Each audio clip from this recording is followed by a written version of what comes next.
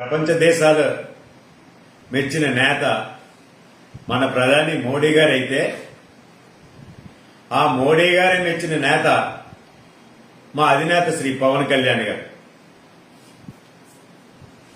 భారత పార్లమెంట్ సాక్షిగా రాజకీయ నాయకులు కూర్చున్న ప్లేస్ లో శ్రీ ప్రధాని మోడీ గారు పవన్ కళ్యాణ్ గారిని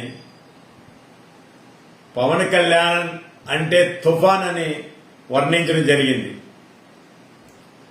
అటువంటి తుఫానుగా దూసుకుపోతున్న శ్రీ పవన్ కళ్యాణ్ గారిని మీరు ఇష్టం వచ్చినట్టు మాట్లాడి